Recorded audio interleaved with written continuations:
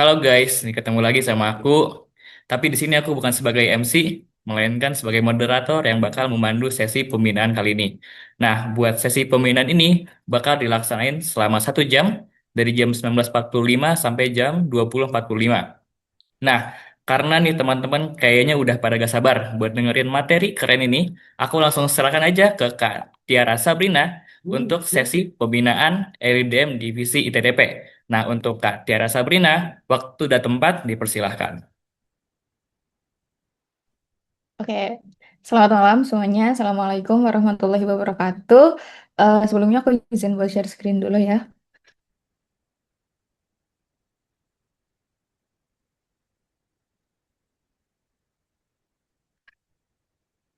Oke,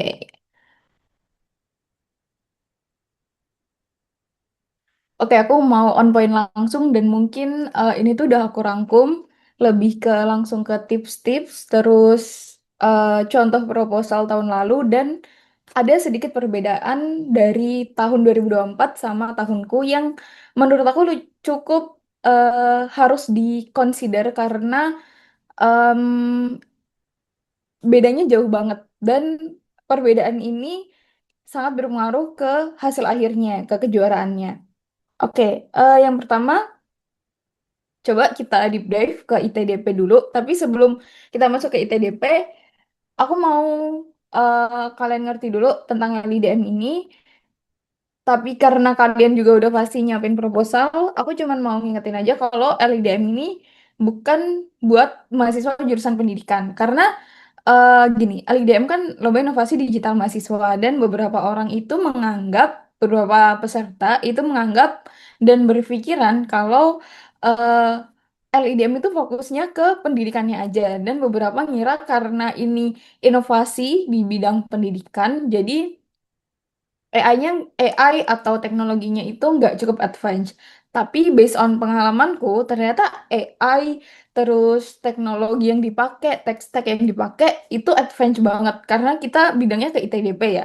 Kalau IPDP, walaupun correct me if I'm wrong ya, tapi dari tahun lalu teknologi mereka tuh juga oke banget. Jadi walaupun LIDM ini scope-nya di bidang pendidikan, dari pengalamanku nggak cuman anak pendidikan aja yang ikut, sorry, maksud aku nggak mayoritas anak pendidikan campur IT sehingga mungkin inovasinya fokus ke pendidikannya dan IT-nya kurang atau teknologinya nggak dikesampingkan, ternyata tuh nggak. Tapi AI dan tech stack mereka tuh advance banget.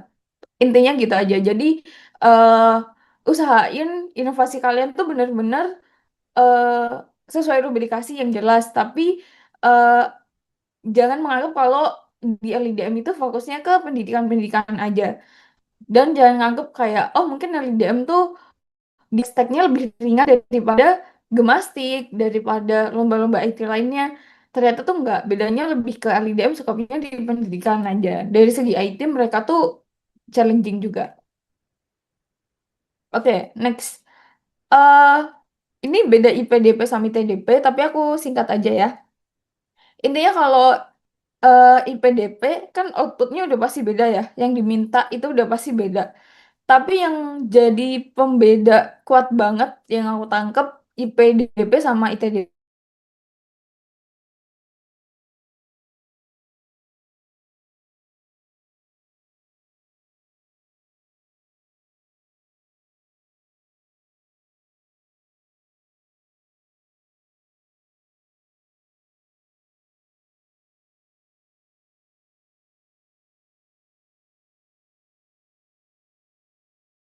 Fokus lihat dari segi kurikulum juga. Kalau ITDP itu lebih ke inovasi, dampak, teknologinya gimana, advance atau enggak, dan seterusnya. Nah, karena udah tahu beda IPDP sama ITDP, kalian harus ngerti kenapa kalian milih ITDP. Sorry.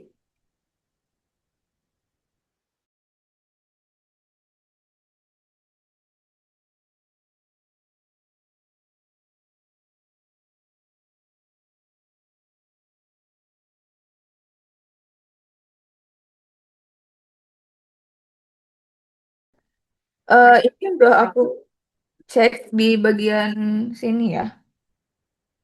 Nah, bagian sini. Rubrikasi itu emang beda antara IPDP sama ITDP. Tapi kalau ITDP, eh, dia itu nggak ada kurikulumnya. Dan mungkin tips dari aku ya, cara buat kalian biar bisa lanjut ke babak berikutnya itu harus banget consider ke rubrikasinya. Jadi kalian harus bikin checklist apakah rubrikasi ini udah kalian lakuin atau belum. Contoh satu, dilihat dari dampaknya. Yang pertama harus ada pembelajaran mandiri. Nah, solusi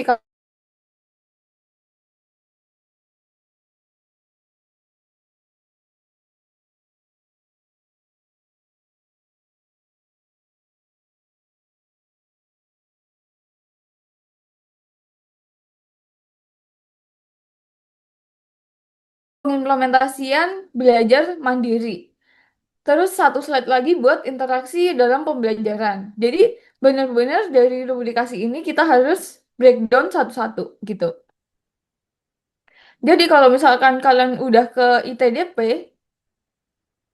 kalau udah pasti ke ITDP, harus dicek dulu dari segi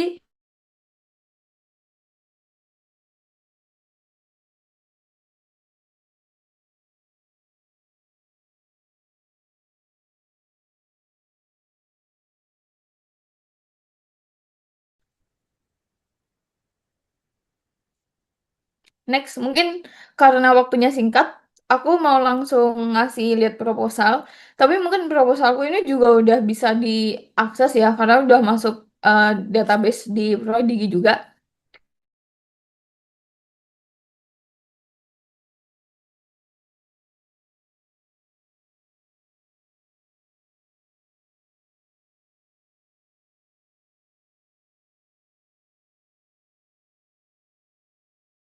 Judul kita itu masih terlalu sederhana.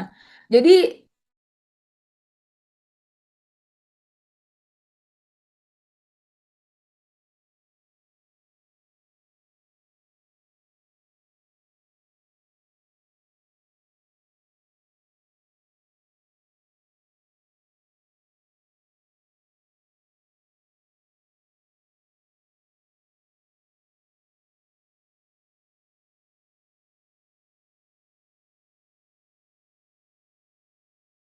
latar belakang dari segi teknologi sama segi kurikulum.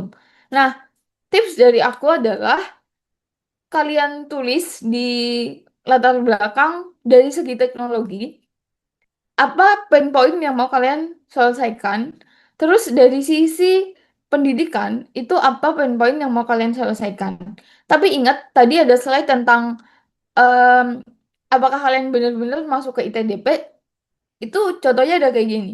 Jangan sampai di latar belakang kalian itu terlalu bahas kurikulum, terlalu bahas poin-poinnya kurikulum. Bahas kurikulum, bahas bla bla bla itu emang harus ya karena kan di bidang pendidikan. Tapi jangan terlalu menjurus ke IPDP gitu.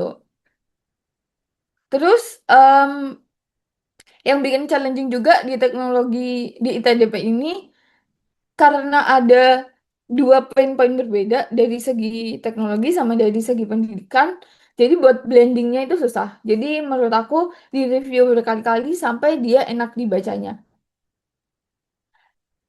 Terus di sini di segi teknologinya, oke. Terus em, aku siap lomba itu selalu aku tulis kayak gini.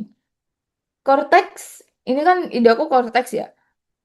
Solusi X hadir untuk menjawab tantangan yang udah kita sebutin. Habis itu langsung dijelasin aplikasi kita itu ngapain. Jadi pas juri ngecek eh, proposal kita, juri itu langsung ngeh gitu. Ini aplikasi kita tuh ngapain gitu.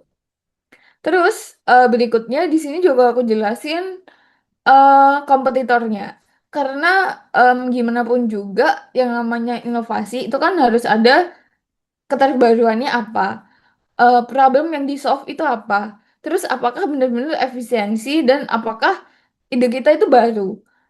Nah, karena nggak ada bab sendiri yang menjelaskan kompetitor, jadi di sini tuh aku jelasin secara langsung keunggulan dari ide kita. Jadi di latar belakang kita langsung dapat pain point-nya apa, terus aplikasi kita tentang apa secara singkat sama keunggulan kita. Itu wajib banget ada ya di bagian keunggulan. Oke, next. Grafik-grafik kayak gini menurut aku penting, tapi nanti aku kasih lihat contoh grafik lain yang lebih oke. Kayak gini sebenarnya kan udah ada ya di bagian table, di bagian paragraf. Tapi grafik-grafik yang kayak gini, summary-summary itu bakal sangat membantu juri buat baca proposal kita gitu. Jadi em, menurut aku sangat penting buat kalian consider how to deliver di proposal karena gimana pun juga di tahap awal kan kalian submitnya video proposal. Nah, dari proposal ini kalian tuh harus ada pertanyaan. Dari proposal ini kalian tuh Sorry Kak harus Tiara, kayaknya Hah? share screen-nya salah deh. Nggak muncul. Ini masih di Canva. Oh, oke oke sorry sorry.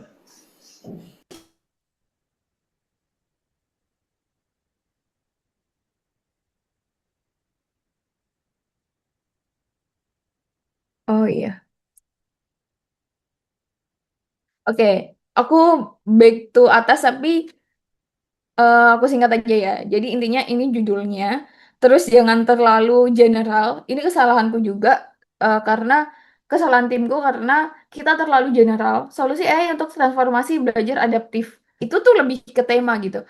Kalian harus lebih spesifik kayak misalkan solusi bla bla bla dengan teknologi bla bla bla. Jadi kelihatan advance dari teknologinya. Karena bidang di eh, divisi kita itu emang sangat consider ke teknologinya. Terus buat bagian latar belakang, di bagian sini aku jelasin tentang pain point dari pendidikan, pain point dari teknologi itu harus ada. Jadi dari segi pendidikan kita dapat, dari teknologi kita dapat. Terus berikutnya keunggulan sama kompetitor. Kompetitor ini termasuk keunggulan. Karena em, di bagian LIDM itu sebenarnya nggak ada bab khusus buat nyampain kompetitor. Tapi menurutku kompetitor ini sangat penting dimasukin karena contohnya kayak gini. Walaupun misalkan nih juri kan koreksi banyak banget. Juri mungkin nggak akan ngecek yang kalian tulis di sini. Tapi dengan adanya tabel ini itu bakal mempermudah juri ngelihat oh keunggulan dari solusi kalian tuh apa gitu. Kayak gitu. Terus eh kalau kalian cek di bagian panduan LIDM ini, di bagian sini itu ada aspek kriteria penilaian, tujuan, kejelasan tujuan. Makanya di proposal aku tulis tujuan dan manfaat. Aku jelasin secara detail. Jadi intinya yang tadi aku bilang, rubrikasi itu harus bisa dicentang semua. Jadi kalian bikin ide, bikin solusi, kalian bikin proposal, kalian harus tahu di proposal kalian tuh oh, pembelajaran mandiri udah ada, kejelasan tujuan udah ada atau belum, dan seterusnya. Ini tujuan dan manfaat. Terus metode pengembangan kayak gini, aku saranin banget buat kalian bikin grafik kayak gini karena em, sometimes juri itu nggak bakalan baca dokumen kalian itu secara skimming. Kalau dibacanya secara cepat, takutnya apa yang ingin kalian sampaikan itu nggak bisa terdeliver dengan baik. Karena itu saran aku bikin flow, bikin something yang dilihat juri itu menarik, dan juri itu langsung paham sama ide kalian gitu. Terus buat isi-isinya sebenarnya itu bebas ya di ITDP. Di ITDP aku cek itu di sosialisasi isinya itu mana ya? Nih. Satu, cover dua lembar pengesahan, latar belakang, tujuan dan manfaat, metode.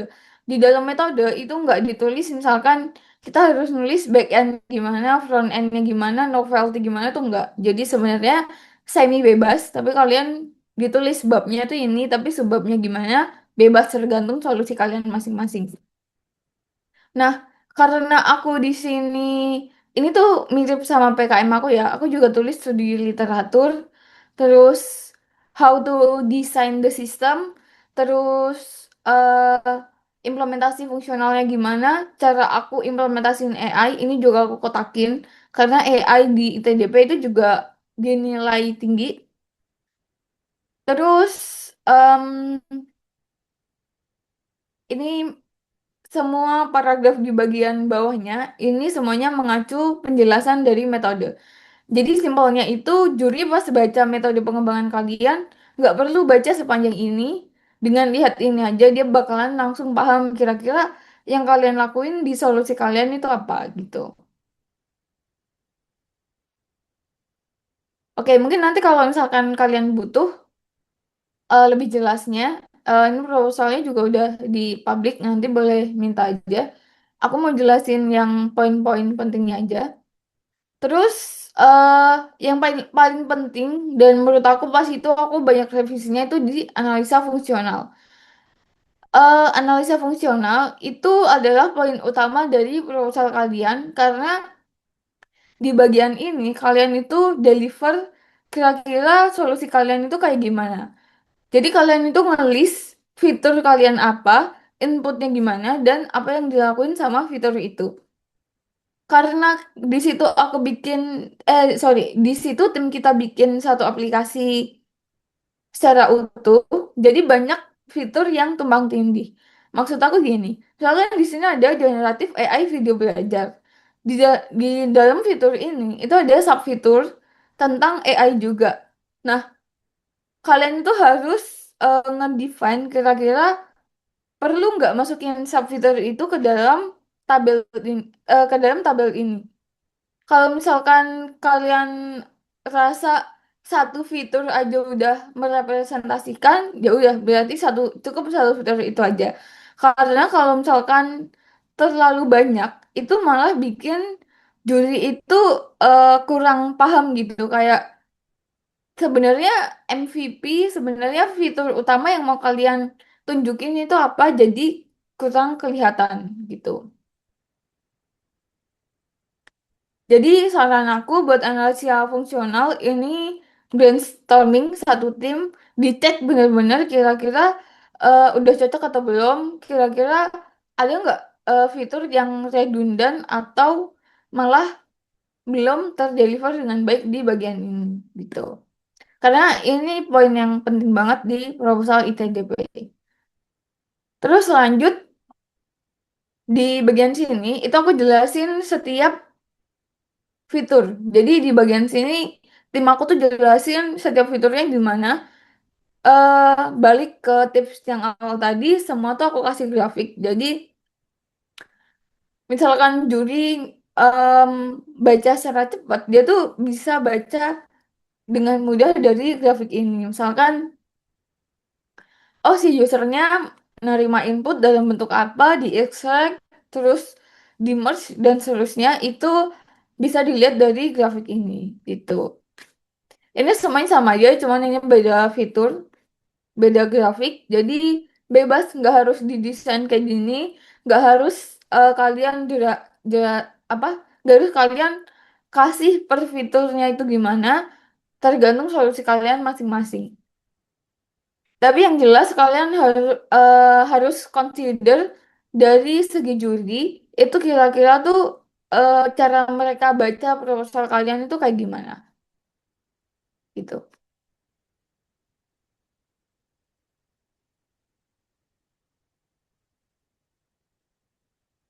Terus ini dari arsitektur sistem, ini yang bikin teman tim aku. Di sini dia jelasin secara detail. Pas itu sebenarnya kita belum kebayang vektor DB yang mau dipakai itu apa. Belum kebayang metode yang mau dipakai itu apa. Tapi di sini kita tulis kira-kira kita bakal pakai apa. Kita belum bikin POC, proof of concept. Kita belum bikin, oh ini tuh benar-benar bisa diimplementasikan pakai metode ini atau enggak. Kita belum cek. Tapi setidaknya dengan kalian nulis asumsi kalian kayak gini, juri itu menganggap kalau ide kalian benar-benar bisa direalisasikan. Aku lihat sebenarnya tuh banyak proposal yang idenya bagus tapi kurang meyakinkan karena em, mereka itu eh, nggak jelasin metode apa yang mau dipakai, tools apa yang mau dipakai. Jadi juri itu seakan-akan bacanya kayak oke, idenya bagus, tapi dia belum kebayang kira-kira nanti implementasinya kayak apa. Sedangkan yang namanya kompetisi, terutama kita bahas LDM, kan kita harus bikin sampai ke tahap prototype. Kita harus benar-benar implementasiin sampai at least tuh dia bisa jalan lah MVP-nya. Nah, dengan kita nggak deliver kayak gini, kita tuh nggak kelihatan bisa merealisasikannya dengan baik. Takutnya tuh dikira kayak, oh kayaknya ini idenya baru di tangan aja. Sampai tahap dia kebayang mau diimplementasikannya kayak gimana tuh. Oke, sejauh ini masih jelas ya kalau kalian tanya langsung resen aja. Lanjut kita ke desain produk digital. Di sini itu kalau di bagian em, ini dari sosialisasi aku cek desain produk digital itu ada mandatory harus dimasukin. Kalau pas aku pas tim aku lomba kita masukin UI-nya. Usahakan masukin UI-nya itu harus menarik mungkin. Eh, Menarik yang aku maksud itu adalah kelihatan prototyping itu bagus gitu. Bukan dari UI-nya juga harus menarik, tapi gimana cara kalian naruh di proposal itu juga harus bagus. Harus kelihatan kalau kalian emang udah mulai mengimplementasikan. Belum sampai front end sih. Cuman dengan kalian menampilkan kayak gini, juri itu menganggap ki- juri itu udah bisa ngebayangin gitu. Kira-kira kita realisasinya tuh ke arah mana. Nah, beberapa proposal itu biasanya cuma nampilin duanya aja. Aku juga dapat tips dari cutting sebelumnya. Dia itu nulis per UI per fitur. Jadi fitur A, UI-nya gimana, fitur B, UI-nya gimana. Jadi lebih kebayang gitu. Contohnya gini. Contohnya fitur buat sekian digunakan untuk bla bla bla. Di sini tuh harus jelas gitu. Yang pertama fiturnya di UI ini. Oh, dia create flashcard. Di halaman tampilan kedua nanti dia bakal nampilin flashcardnya, terus ada evaluasi kuisnya. Jadi juri itu kebayang fitur A dia ngapain, fitur B dia ngapain dan seterusnya. Nah, resiko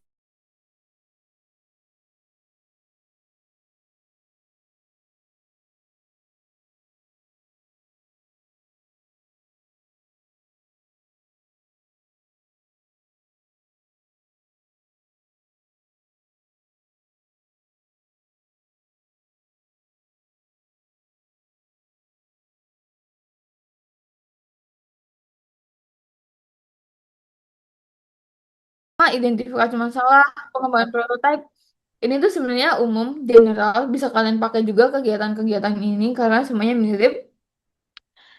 Terus bikin timelinenya yang sesuai. Oh ya, sama walaupun nanti kalian bikinnya kayak ya udah seasumsinya kita aja, tapi harus kalian cek kenapa ini 12. Jadi kalian cek dari buku apa namanya? Dari guidebook implementasi dari tahap pengumuman penyisihan sampai tahap final itu berapa bulan. Jadi jumlah waktu yang dikasih buat kalian implementasi mulai dari identifikasi masalah sampai finalisasi itu harus sama jumlah minggunya sama di sini sama di guidebooknya. Jadi jangan sampai ada selisih gitu.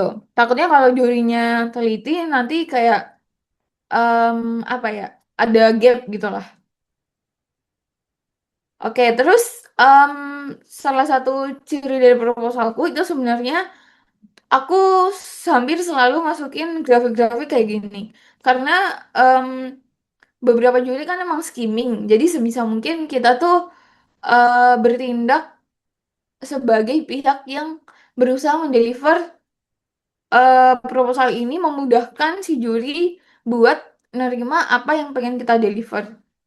Jadi grafik-grafik kayak gini tuh sebenarnya desainnya bebas semau kalian. Mau nggak kalian kasih animasi juga nggak apa-apa. Tapi setidaknya dengan kalian kasih highlight atau minimal kalian bold di bagian paragraf itu udah mempermudah juri buat ngeliat kira-kira apa yang pengen kalian sampaikan di bagian itu gitu. Oke, kita lanjut ke validasi awal dan analisis kebutuhan pengguna yang menurut aku mandatory banget. Di bagian validasi awal, di bagian penyisihan, jadi sebelum top 10 di tahap awal ini banget, aku itu udah ke SMP. Kita udah bikin UI-nya, UI-nya udah ditunjukin ke SMP, terus kita bikin wawancara, bikin em, apa ya, kita bikin summary gitu lah. Kira-kira pain point secara real world itu kayak gimana. Jadi di sini tuh aku deliver di sini bahwa validasi yang kita lakukan yang pertama kita melakukan POC, terus internal testing sama user testing. Ini tuh cuma penjelasan karena kita tuh di bagian tahap satu itu baru proof of concept. Itu pun belum sepenuhnya kita implementasikan, tapi kita tulis di konsep dan kita kasih penjelasan di sini bahwa validasi ini udah dilakukan di SMP apa dan siapa aja yang terlibat. Kita tulis tuh pain point dari sisi guru gimana, dari sisi siswa gimana. Nah, ini tuh based on solusi yang mau kalian propose aja.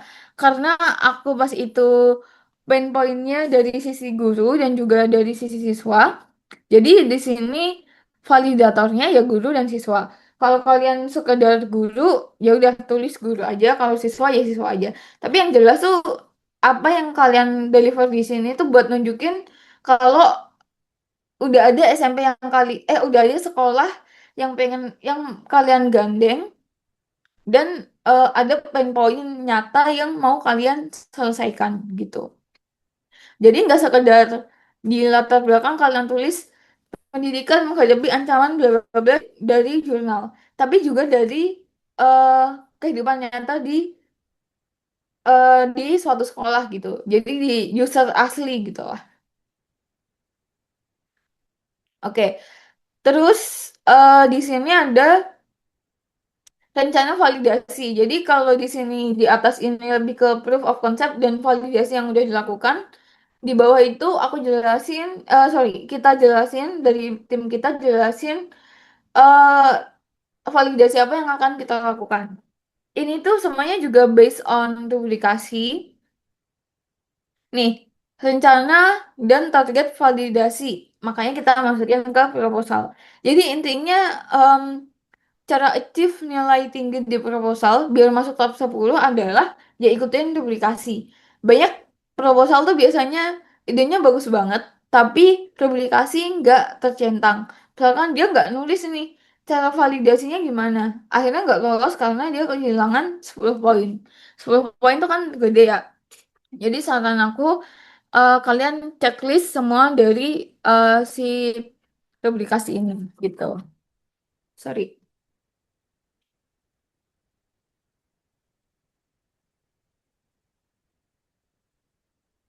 Oke, kita lanjut bedah proposalnya. Kalau di sini tuh sebenarnya aku jelasin, sorry, di sini itu kita jelasin validasi yang kita lakukan itu kayak gimana, pertanyaannya gimana. Jadi bahkan pertanyaan tuh udah tim aku jelasin di sini. Jadi bahkan validasinya masih beberapa bulan, tapi kita udah punya rencana nanti kira-kira buat kita memvalidasi apakah ide kita itu oke, itu apa aja sih yang mau kita tanyain ke usernya gitu. Itu ditulis di sini. Sampai rumus terus bahkan gimana cara calculate-nya itu semuanya ada di sini. Terus tautan ini juga mandatory masukin di sini. Dan yang terakhir daftar daftar pustaka. Oke, kalau dari daftar pustaka sebenarnya saran aku selalu pakai data-data baru kecuali datanya benar-benar emang harus data lama. Contohnya gini, di sini aku masukin jurnal lama 2017 tentang SUS karena Ya, em, di bagian situ, di bagian SUS itu mungkin memang jurnalnya itu cuma ada di 2017. Terus selain itu kita usahakan masukin jurnalnya itu 5 tahun lah maksimal. 5 tahun dari sebelum ini gitu. Jadi mungkin aku rangkum dari segi proposal karena proposal ini penting banget karena ini tuh kayak pintu masuk kalian buat ke final. Em, dan proposal yang masuk itu banyak guys, ribuan. Sorry, aku nggak tahu ribuan apa ratusan, tapi yang jelas banyak banget. Dan usahakan proposal kalian itu bukan yang sesuatu yang kayak oh ya udah proposal A sama proposal B mirip-mirip, beda di judul doang, beda di inovasi, tapi usahakan ada sesuatu yang menarik. Entah dari segi cara kalian deliver. Contohnya kalau di proposalku, mungkin yang bikin juri ngelihat lebih detail karena aku masukin grafik-grafik. Atau mungkin dari segi teks-teksnya. Atau mungkin dari segi apanya, itu kalian harus consider kira-kira gimana cara menarik perhatian juri gitu. Oke, aku summary. Yang pertama dari segi judul, jangan lupa bikinnya jangan terlalu general. Em, General boleh, tapi nanti pas di bagian final, kalau kalian pas presentasi, slide pertama yang muncul itu adalah judul. Juri langsung lihat judul kalian. Jadi kayak biar pas juri lihat judul di slide kalian, juri tuh langsung kayak, oh ini idenya tuh advance di bagian AI-nya. Ini idenya tentang apa, ini idenya tentang apa, langsung tergambar gitu. Terus di bagian daftar isi, pokoknya di checklist semua publikasi. Terus di bagian latar belakang, jangan lupa kompetitornya dimasukin, keunggulan kalian itu apa, pain point-nya harus jelas yang mau kalian selesaikan. Terus bagian paling penting itu di bagian fungsionalnya. Harus bisa deliver dengan jelas, kira-kira fitur apa yang mau kalian eh, tampilkan, fitur apa yang jadi andalan dari solusi kalian gitu. Terus dari segi arsitektur, dari segi teknologi, kalau bisa masukin aja kira-kira kalian mau pakai tools apa. Walaupun kalian gak yakin itu bener-bener, nih contohnya. Misalkan nih, kalian harus, tapi kalian juga harus punya dasar ya, kayak ini embeddingnya pakai ini, eh DB-nya pakai ini, itu tetap harus pakai dokumentasi. Maksud aku itu, eh nggak apa-apa kalian belum nyoba, tapi setidaknya tuh kalian udah ngasih gambaran gitu. Kira-kira solusi kita tuh kayak gini. Nggak sampai yang POC-nya gimana, nggak sampai yang kalian coding back-end-nya, tapi setidaknya ada gambaran kira-kira teks-teksnya kayak gini dan ada dokumentasi yang mendukung gitu. Terus buat desain produk digital, jelasin eh, flow-flow dari fitur-fitur kalian sama flow-flow itu dijelasin secara jelas biar juri itu ngerti eh, MVP yang kalian masukin ke solusi kalian itu kayak gimana gitu. Terus di bagian validasi, oh ya sama satu lagi mungkin ini nggak berlaku di proposal doang, tapi juga di PowerPoint. Dokumentasi-dokumentasi kayak gini itu kalau bisa kalian masukin. Nggak kalau bisa deh, wajib kalian masukin karena ini tuh evidence kalau kalian benar-benar menvalidasi. Masukin banyak aja nggak apa-apa karena em, dengan kalian masukin yang begini-beginian, itu tuh kelihatan kalau kalian beneran siap gitu. Terus berikutnya hal-hal yang sekiranya kelihatannya kayak cuman pertanyaan SUS itu kita satu tim tetap masukin karena ini ada di publikasi. Terus dari daftar pusaka yang tadi aku bilang 5 tahun kalau bisa, tapi kalau emang ada yang harus melampaui 5 tahun, ya nggak apa-apa. Tapi kalau bisa 5 tahun. Tapi overall dari proposal itu semuanya emang ngikutin dari rubrikasi ini. Jadi rubrikasi ini wajib banget dicek satu-satu. Karena tips dari dosen juga kalau mau lomba nilainya tinggi, mau menang, ya kalian harus ngikutin apa yang dinilai sama juri gitu. Jadi kalau kalian bisa dapat poin A, kalian bisa dapat poin 20 dari dampak, ya ya udah jelasin dampak biar dapat poin 20 gitu. Oke, itu dari segi proposal. Sekarang aku mau langsung jelasin em, apa yang terjadi di LIDM 2025 dan em, mungkin lebih ke apa yang baru gitu ya. Sama mungkin apa yang harus dikonsider juga. Jadi di LIDM 2025 pas di bagian penyisihan sampai ke final itu kurang lebih nggak ada perubahan dari tahun sebelumnya. Jadi pas penyisihan kita ya udah masih bisa ngelihat punya kakak tingkat yang lainnya. Jadi overall masih aman. Terus pas kita mulai masuk ke finalnya, ada something new yang bikin aku sama tim aku lumayan kaget di LIDM 2025. Karena pas itu juara juara berapa ya? Kalau nggak salah juara satu atau juara dua itu idenya tentang eh apa ya? Solusi tentang gimana caranya biar mahasiswa, sorry, biar student, aku lupa mereka define studentnya itu mahasiswa atau siswa sekolah, tapi topiknya itu tentang gimana caranya biar si user, kalau misalkan mereka belajar radiologi, itu nggak kena radiasi. Nah, aku mereview sama teman-teman aku, beberapa yang lolos ke tahap final, bahkan yang dapat juara, ide mereka itu nggak terbatas di skop SD, SMP, SMA. Dari tahun 2024 dan sebelumnya, aku sama tim aku, sama umumnya peserta LIDM, kita tuh menganggap kalau skopnya itu terbatas di SD, SMP, SMA. Tapi ternyata pas kita masuk ke final, banyak ide yang ternyata langsung mencakup, sorry, langsung nembak ke siswa di level kampus.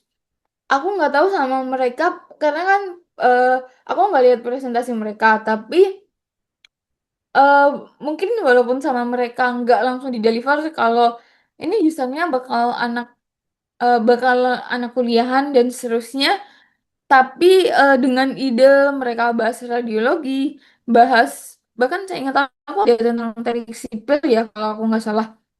Sorry, maksudnya di mata kuliah teknik sipil, dengan mereka bikin solusi yang skopnya itu udah bukan mata pelajaran SMP, SMA, SD, bayanganku sama temen aku mungkin skop dari LIDM itu jauh lebih luas daripada yang kita bayangkan. Di tahun 2024 yang aku lihat dari kejuaraannya, itu memang skopnya masih di SD, SMP, SMA. Tapi pas aku di tahun 2025, ternyata emang banyak ide yang em, out of the box.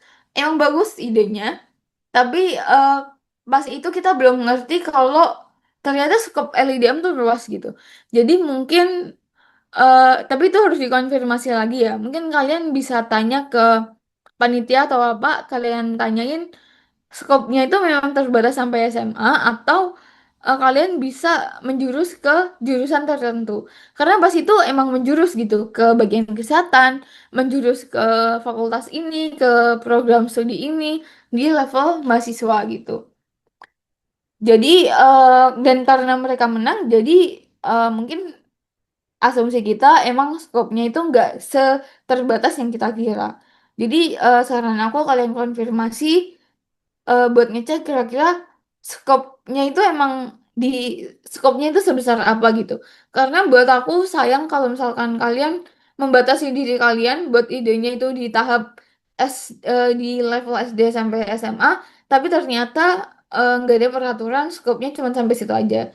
Siapa tahu kalian punya ide yang skopnya lebih luas lagi, tapi kalian gak jadi karena eh, kalian mikirnya skopnya udah melampaui batas, itu bisa ditanyakan dulu gitu.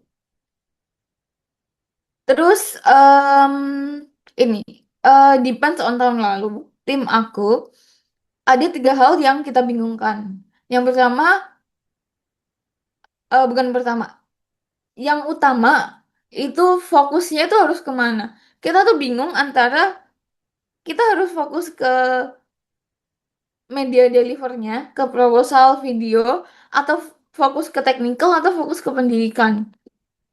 Karena eh, gimana pun juga kan kita kan timnya berempat. Yang dikerjain itu kan lumayan banyak ya. Kita juga harus validasi ke sekolah.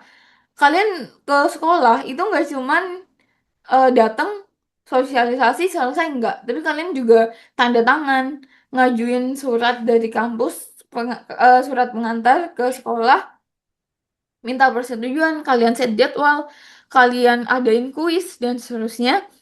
Itu lumayan makan waktu.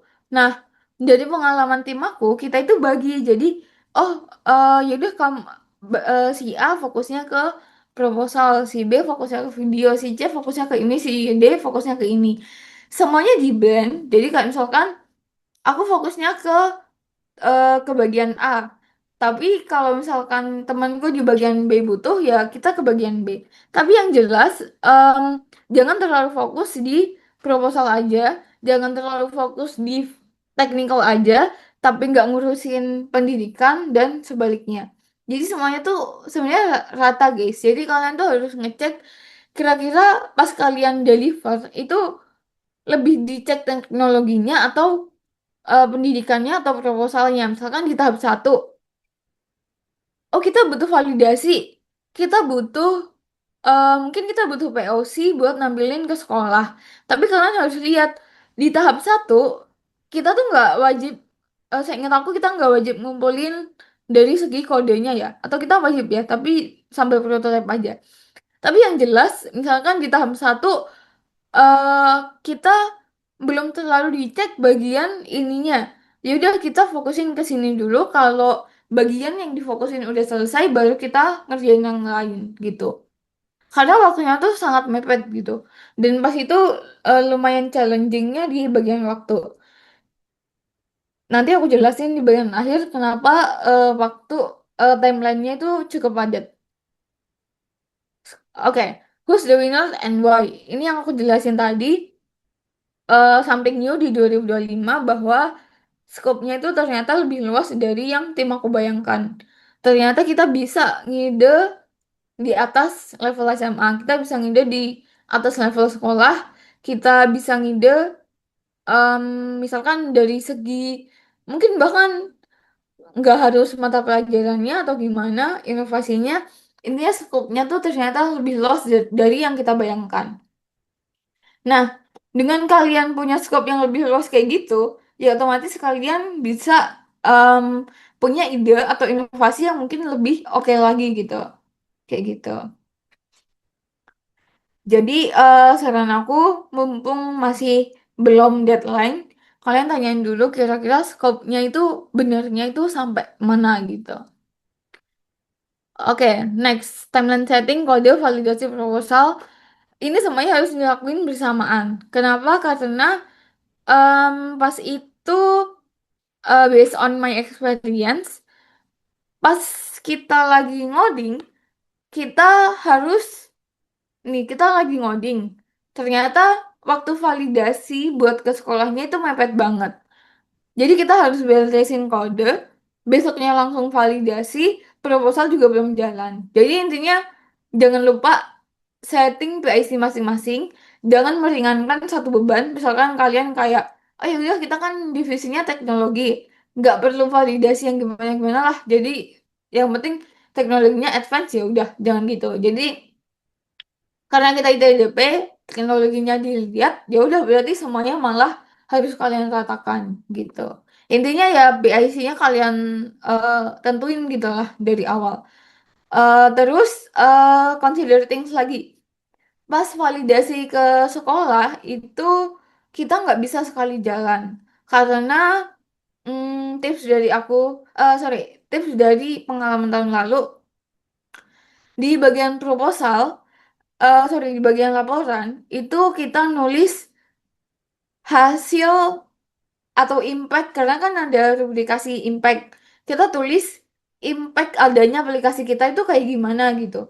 Nah, dengan kita nulis impact, kita tuh ngadain kuis 2 kali, guys. Itu juga termasuk mungkin yang nambahin poin.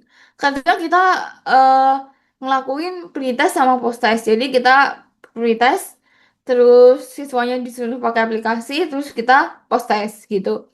Nah, jarak dari pretest sama post test ini harus diperhatiin banget karena misalkan nggak mungkin dong kita prioritas ke proses itu cuma 2 hari gitu.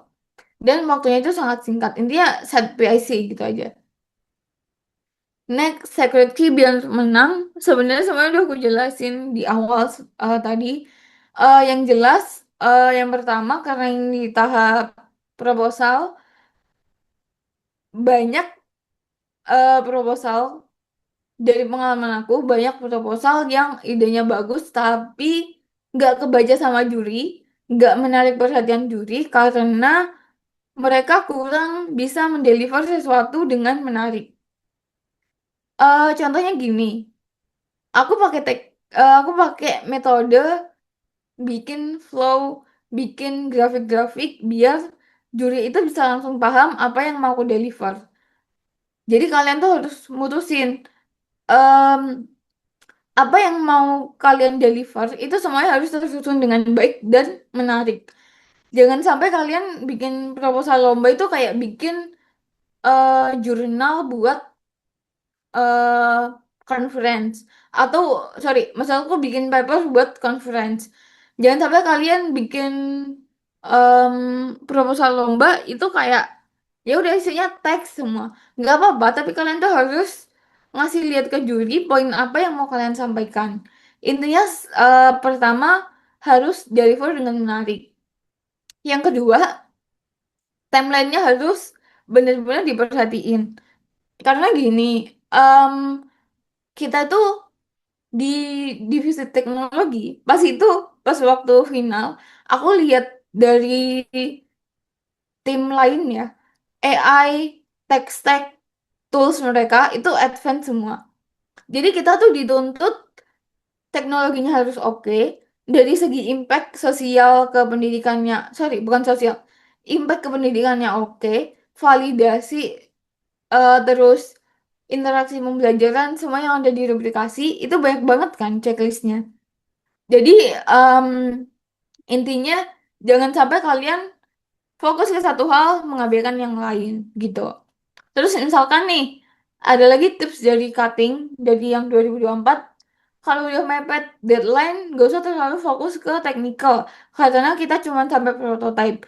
Jangan terlalu kayak ini harus jadi sampai database-nya rapi banget, sampai bikin security, bikin ini, bikin itu yang sebenarnya nggak ada di publikasi. Jadi asal publikasi udah kecentang, ya udah kalian move eh, ke hal yang lain gitu. Jadi yang pertama harus menarik, yang kedua harus sesuai publikasi. Itu em, poin utama biar nilainya tinggi. Sebenarnya intinya cuma itu aja. Sebenarnya terus ada lagi yang mungkin bukan secret key ya, tapi lebih ke hal yang harus dikonsider adalah teknologi kalian itu harus kuat buat maju sampai ke tahap final. Jadi jangan mikir sampai tahap ke penyisian aja. Dengan kalian kayak yaudah aku pakai teknologinya ini, lolos ke proposal, terus nggak dipikir nanti finalnya kira-kira kuat apa enggak nih sampai ke kejuaraan gitu. Jadi intinya mantengin idenya dari awal, jangan pas udah lolos top 10 baru mikirin oh ternyata ini kurang, oh ternyata ini kurang advance gitu.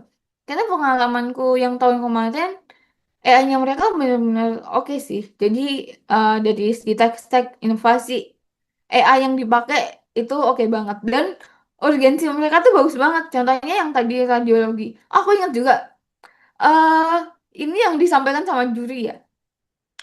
Yang juara satu, yang radiologi, mereka itu langsung tertarik karena mereka menganggap nggak cuman ada teknologi pendidikan sama impact, tapi mereka tuh punya apa ya istilahnya?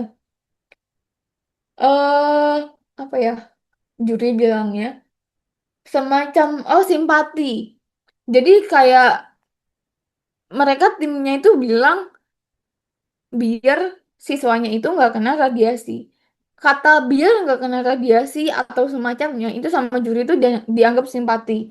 Jadi aku tanya ke juri tahun lalu alasan mereka menang tuh karena mereka nggak fokus melulu ke teknologi biar advance gimana, nggak fokus melulu ke automatisasi pembelajaran, nggak terlalu fokus ke yang dikasih aja, tapi dia tuh juga punya urgensi yang lebih dalam gitu. Jadi intinya urgensi mereka tuh kayak berlapis gitu loh kata juri gitu. Jadi mungkin biar kalian fokus di proposal, intinya ikuti publikasi aja dan uh, usahakan deliver proposal dengan menarik. Udah, itu dua tips. Nanti kalau masalah bas masalah simpati dan seterusnya itu tergantung ide kalian. Buat aja ide yang sekiranya itu out of the box gitu. Juri itu nggak apa ya? Kadang aku tuh ngerasa juri itu eh punya personal masing-masing kan. Jadi ada juri yang kayak menganggap eh sorry, bukan juri menganggap ya, tapi lebih ke kadang ada poin yang nggak ada di publikasi, tapi ternyata itu bikin poin kita naik banget. Contohnya yang simpati tadi gitu. Jadi mungkin ikutin publikasi dan lihat hal-hal di luar itu yang mungkin sekiranya oke juga untuk diimplementasikan. Terus ini aku screenshot dari em, sosialisasi ITDP. Ini juga harus diperhatiin apa aja yang harus disubmit. Karena em, pengalaman teman aku sendiri, dia pernah submit lomba, misalkan disuruh proposal dan video.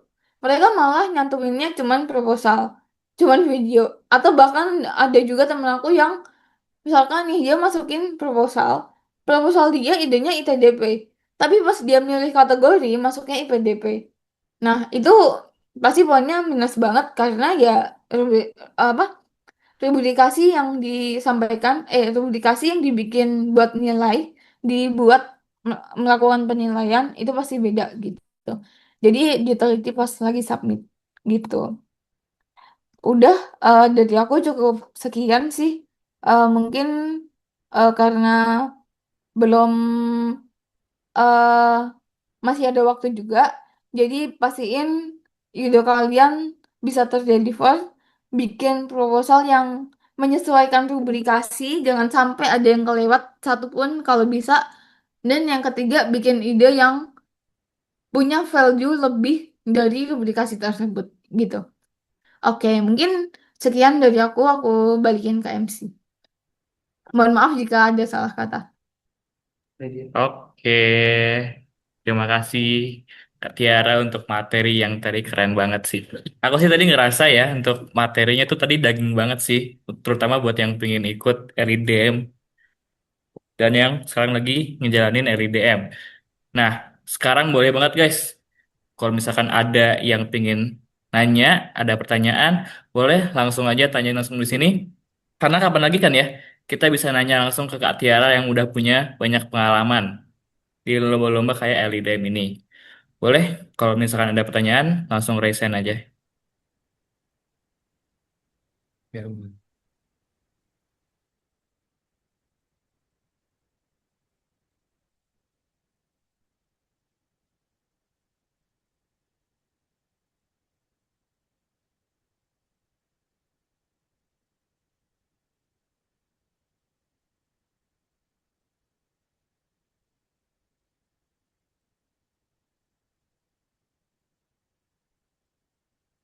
Boleh nih buat Muhammad Zikri Sagara, langsung pertanyaannya. Ini lama ini.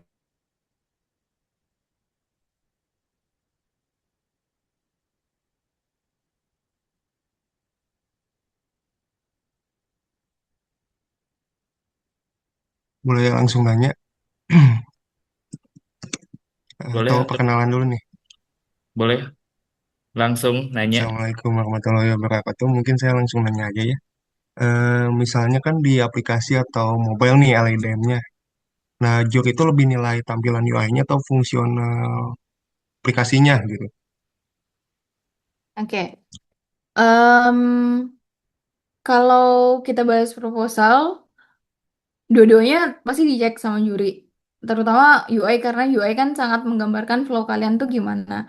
Tapi yang jelas, hal yang harus kalian consider, yang harus banget, em, yang harus banget kalian deliver dengan baik itu adalah flow bagaimana aplikasi kalian bekerja.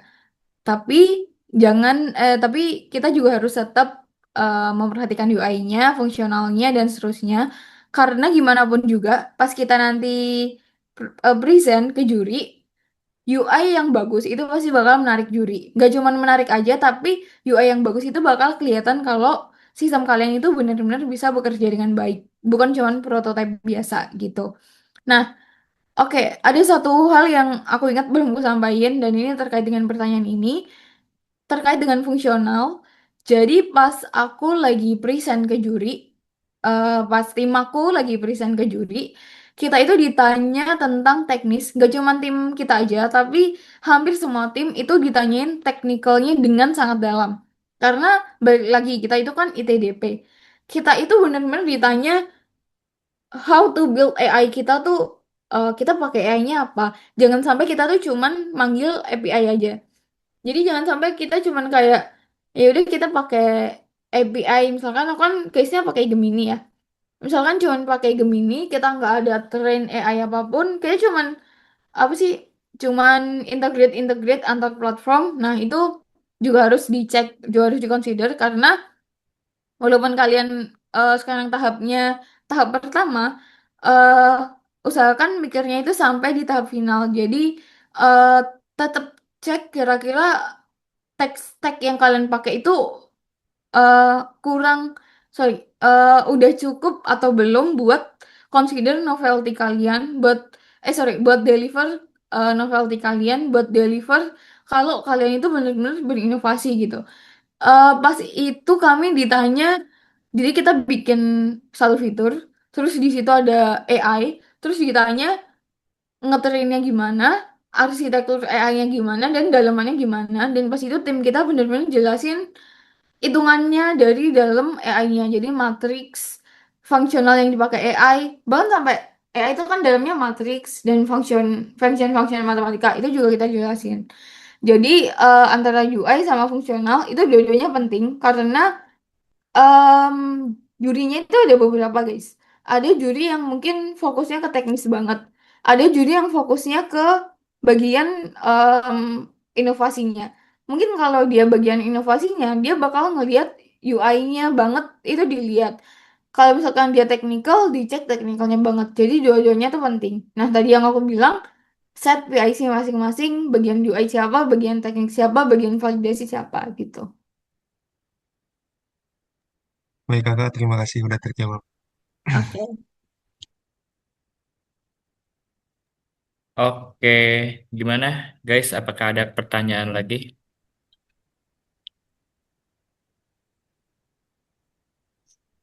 Malu, malu.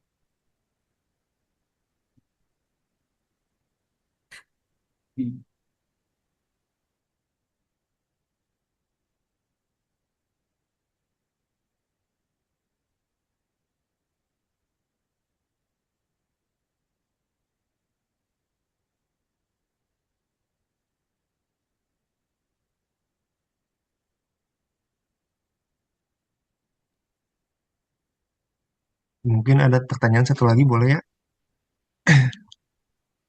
Boleh. Boleh, boleh, boleh. Boleh nanya lagi deh. Eh, untuk struktur API yang bagusnya kayak gimana sih kalau di project itu LIDM Struktur API, atau iya arsitektur, strukturnya? arsitektur sistem. Hmm, Oke, kalau kita bahas API mungkin lebih ke gimana cara kita integrasi antar platform, back end, front end, dan seterusnya ya. Kalau sepengalaman aku pas itu karena em, cara kita integrate itu bukan suatu hal yang baru. Jadi kita kan kalau integrate ya emang ada standarnya ya. Semua orang juga pakai itu.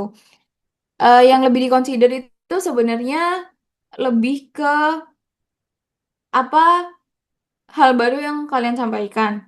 Contohnya pas itu aku bikin, aku kan bikin, sorry, tim aku kan bikin generate video ya. Nah, ada satu fitur yang kita unggulkan dan itu jadi keterbaruan. Jadi pas itu tuh kita nggak terlalu jelasin eh, gimana cara kita integrate dari API ini ke sini itu juri nggak terlalu nanya. Juri nanya sih cara kita integrate gimana, tapi bukan yang kayak API misalkan backend yang kalian pakai misalkan pakai Python atau pakai ini, juri itu nggak terlalu ngecek bagian situ gitu. Juri lebih ke kalian, misalkan kalian dari back end ke front end komunikasinya pakai apa, itu emang kalian deliver di proposal. Tapi yang juri perhatiin itu lebih ke dari platform ini, dari fitur ini, komunikasi sama fitur lainnya, itu flow-nya gimana, apakah ada keterbaruan, kayak gitu sih. Oh, jadi hanya flow-nya aja nggak spesifik mungkin gitu ya. Iya, kalau pas itu sih aku nggak, sorry, tim aku nggak sampai ditanya yang berarti backendnya pakai Flash API atau sorry pakai Flash dari Python atau em, pakai Flash API dan seterusnya itu Mhm. nggak ditanya yang segitunya. Soalnya Oh, kalau kita bahas dari tech stack-nya kan sebenarnya Python itu kan bukan suatu hal baru yang kita deliver di proposal kita. Jadi yang ditanya itu oh. lebih ke hal baru apa yang kita tampilkan gitu. Kalau yang udah standar kayak gitu biasanya jurinya tuh lebih ke eh ini beneran bisa implementasi atau enggak gitu. Gitu aja. Ya, baik. Terima kasih, Kakak. Oke.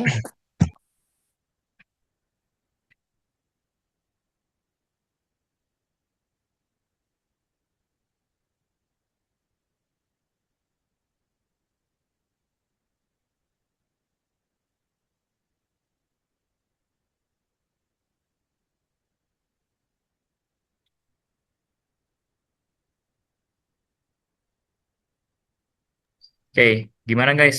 Ada yang pengen nanya lagi nggak nih?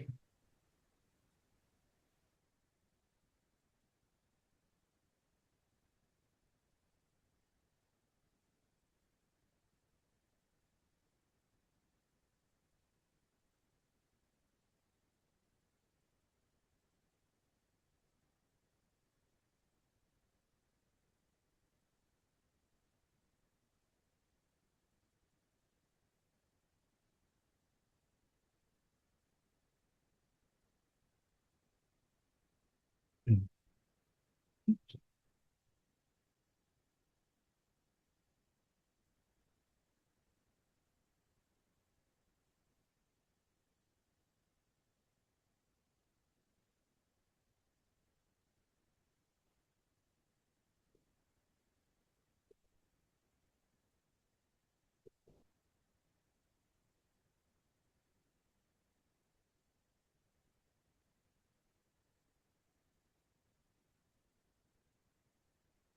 Oke, kalau gak ada mungkin dari aku aja yang pengen nanya kali ya.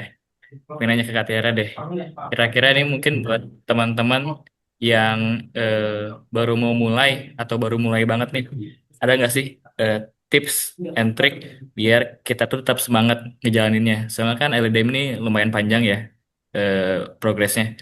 Jadi ada nggak sih tips biar kita tuh semangatnya nggak pudar dalam menjalani LDM ini? Oke.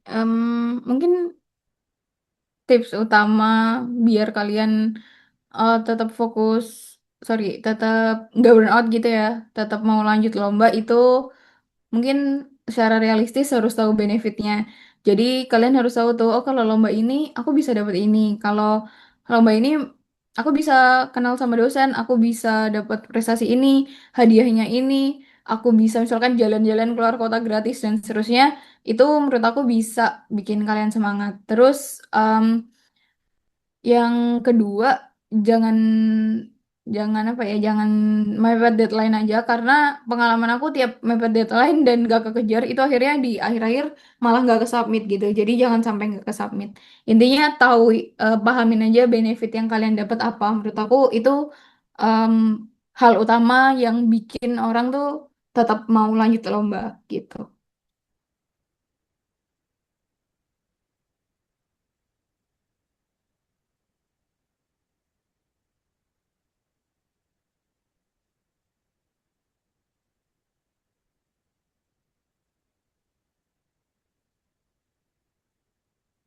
Oke, masih ada yang pengen nanya ke guys? Oke, kayaknya nggak ada nih. Oke, gimana nih teman-teman? Tadi sesi materinya bermanfaat banget kan? Terus tadi aku juga lihat pertanyaan-pertanyaan juga lumayan bagus-bagus nih yang tadi ditanyain. Nah, aku ingin berterima kasih kepada Kak Tiara yang udah nyampein materi yang keren banget nih. Nah, sekarang kita bakal masuk ke sesi dokumentasi. Boleh dong buat teman-teman bisa nyalain dulu kameranya biar kelihatan nih muka-mukanya semua.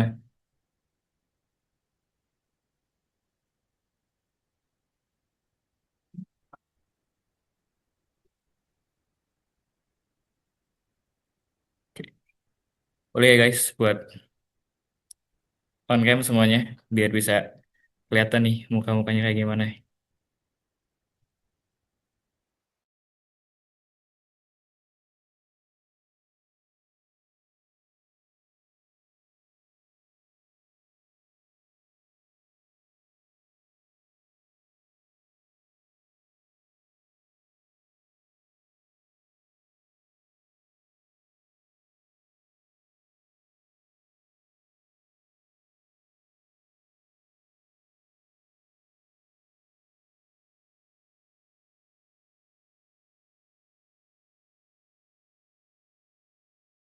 Oke, siap ya semuanya ya.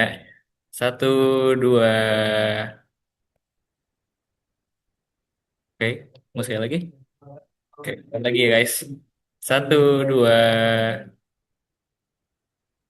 Oke. Udah ya, oke. Teman-teman bisa off cam lagi atau mau on cam pun nggak apa-apa. Nah, guys, sekarang kita udah sampai di penghujung acara nih. Sekali lagi aku pengen ngucapin terima kasih ke Kak Tiara atas materi yang bermanfaat ini. Aku juga ingin berterima kasih kepada semua teman-teman yang tadi udah nyimak, yang tadi udah nanya-nanya terkait materi kita tadi. Semoga materi yang kita sampaikan, semoga materi yang tadi disampaikan oleh Kak Tiara bisa bermanfaat untuk teman-teman semua.